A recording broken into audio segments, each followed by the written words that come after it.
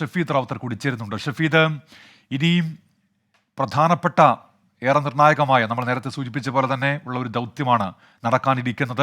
ആ ലോറി എവിടെയെന്ന് കൃത്യമായി ഇപ്പോൾ കണ്ടെത്താൻ കഴിഞ്ഞിട്ടുണ്ട്. അതെങ്ങനെ പുറത്തെത്തിക്കും എന്നുള്ളത് ചോദ്യമാണ്. ശ്രമകരമായ ദൗത്യമാണ്. ഇന്നലെ നേവിയുടെ മുങ്ങൽ വിദഗ്ധ സംഘം അവിടേക്ക് എത്തുന്നു.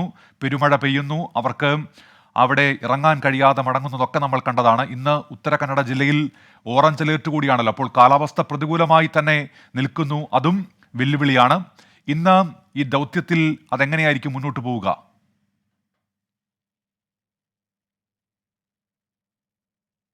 ഷഫീദ്, കേൾക്കാമെങ്കിൽ. ഉന്മേഷ, കാലാവസ്ഥ പ്രതികൂലമാണെങ്കിലും ഇന്ന് തെരച്ചിൽ ഇതുവരെ നടത്തിയതിനേക്കാൾ കാര്യമായ രീതിയിൽ നടത്തും എന്നുള്ളതാണ് ജില്ലാ ഭരണകൂടവും അതേപോലെ തന്നെ റെസ്ക്യൂ സംഘവും അറിയിച്ചിരിക്കുന്ന ഏറ്റവും പ്രധാനപ്പെട്ട കാര്യം. ഇന്ന് രാവിലെ 7 മണിയോടുകൂടി തന്നെ ഇതുമായി ബന്ധപ്പെട്ട രക്ഷാപ്രവർത്തനം, തെരച്ചിൽ ആരംഭിക്കാനാണ് നിലവിൽ ഇപ്പോൾ ആലോചിക്കുന്ന പ്രധാനപ്പെട്ട കാര്യം. അതിൽ 3 പ്രധാനപ്പെട്ട പരിശോധനകൾ, 3 പ്രധാനപ്പെട്ട തിരച്ചിൽ നടപടികൾ അത് ഇന്ന് ഷിരൂരിലെ ഇവിടെ ഉണ്ടാകും, ഈ അപകട മേഖലയിൽ ഉണ്ടാകും. അതിൽ ഒന്നാമത്തെ കാര്യം ഡ്രോൺ പരിശോധനയാണ്.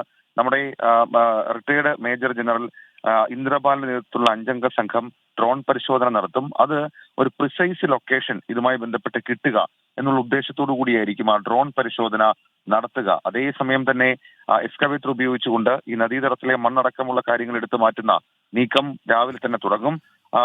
അപ്പോൾ തന്നെ ഈ സ്ക്യൂബ സംഘം, അതായത് ഡീപ് ഡൈവിംഗ് ഉള്ള വശമുള്ള സ്ക്യൂബ സംഘം, അവരും നേവിയുടെ സ്ക്യൂബ സംഘവും തെരച്ചിൽ നടത്തും. ഏതെങ്കിലും രീതിയിൽ ഇത് കണ്ടെത്തുക, അതായത് ഈ ട്രക്ക് കണ്ടെത്തുക എന്നുള്ളതാണ് ഇന്നത്തെ ഏറ്റവും പ്രധാനപ്പെട്ട കാര്യം. അതിൽ ആദ്യം നേരത്തെ ഹഷ്മി സൂചിപ്പിച്ചതുപോലെ തന്നെ അർജുൻ എവിടെ, ആ ക്യാബിനിൽ എന്ത് സംഭവിച്ചു എന്നുള്ള കാര്യം അതാണ് അറിയേണ്ടത്. അത് കണ്ടെത്താൻ സ്ക്യൂബ സംഘത്തിലെ ഡീപ് ഡൈവേഴ്സ് അവരായിരിക്കും അതുമായി ബന്ധപ്പെട്ട് തിരച്ചിൽ ആ സമയത്ത് നടത്തുക. അതേസമയം ഏതെങ്കിലും തരത്തിൽ പ്രതിസന്ധി ഉണ്ടെങ്കിൽ നദീതടത്തിലെ മണ്ണ് കുറച്ചുകൂടി ഇടിച്ച് താഴേക്കിട്ട് അവിടെ എക്സ്കവേറ്റർ ഇറങ്ങി തിരച്ചിൽ നടത്താനുള്ള നീക്കം കൂടി ഇതുമായി ബന്ധപ്പെട്ട് നടത്തും എന്ന് കഴിഞ്ഞ ദിവസം ജില്ലാ ഭരണകൂടം അറിയിച്ചിരുന്നു. പ്രോബബ്ലി നമുക്ക് മനസ്സിലാക്കാൻ കഴിയുന്ന 7 മണിക്ക് തന്നെ തിരച്ചിൽ നടപടികൾ ആരംഭിക്കും. ഷിരൂരാണ്, കൊങ്കൺ ജോഗ്രഫിയാണ്. അപ്പോൾ സ്വാഭാവികമായും ഈ വെളിച്ചം കാര്യമായി വീഴുന്നൊരു സമയം അത് മാത്രമാണ് നിലവിൽ ഇപ്പോൾ അവർ ലക്ഷ്യം വെക്കുന്ന ഒരു കാര്യം. 8 മണിയോടുകൂടി ഡ്രോൺ പരിശോധനാ സംഘം ഈ അപകട മേഖലയിലേക്ക് എത്തി 9 മണിയോടുകൂടി അവരുടെ പരിശോധന ആരംഭിക്കും. പക്ഷെ അതിനു മുൻപേ സ്ക്യൂബ സംഘം അവിടേക്ക് എത്താൻ നമ്മൾ ഇന്നലെ കണ്ടതാണ് ദൃശ്യങ്ങളിൽ. അതായത് ജില്ലാ പോലീസ് മേധാവി ഉൾപ്പെടെയുള്ള, ഉത്തര കന്നഡ ജില്ലാ പോലീസ് മേധാവി ഉൾപ്പെടെയുള്ള ആളുകൾ ഈ ഡിങ്കി ബോട്ടുകളിൽ ആ ട്രക്ക് ഉണ്ട് എന്ന് സൂചന ലഭിച്ച സ്ഥലത്തേക്ക് നീങ്ങിക്കൊണ്ടിരുന്നു.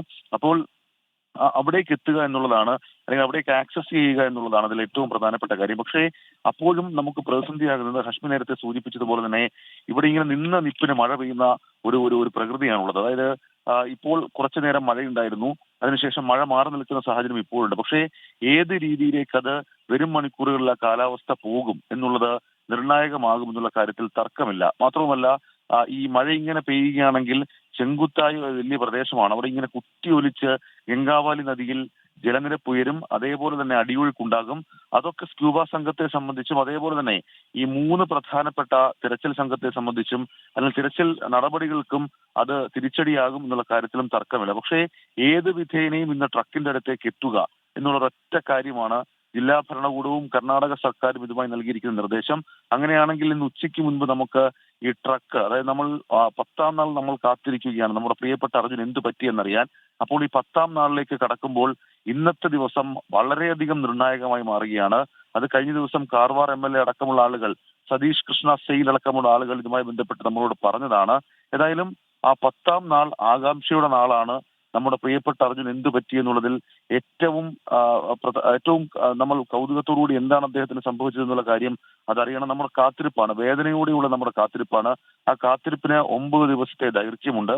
ഇന്നലെ ഒരൊറ്റ ദിവസം, അത് അതിന്റെ ഓരോ മണിക്കൂറുകളും നമുക്ക് ഓരോ ദിവസമായി ഫീൽ ചെയ്ത ദിവസമാണ്. പക്ഷേ ഇന്നലെ ഉച്ചയ്ക്ക് ശേഷം നടന്ന വളരെ നിർണായകമായ നീക്കങ്ങളിൽ വൈകുന്നേരമാകുമ്പോഴേക്കും നമ്മൾ റിസൾട്ട് പ്രതീക്ഷിച്ചു. പക്ഷേ മോശം കാലാവസ്ഥ, വളരെ നമ്മൾ നോക്കി നിൽക്കുമ്പോൾ വളരെ അതിശക്തമായ മഴ പെയ്തതാണ് അതിന് തിരിച്ചടിയായത്. ഏതായാലും ആ രീതിയിലുള്ള തിരച്ചിൽ നടപടികൾ ഇവിടെ പുരോഗമിക്കുകയാണ്.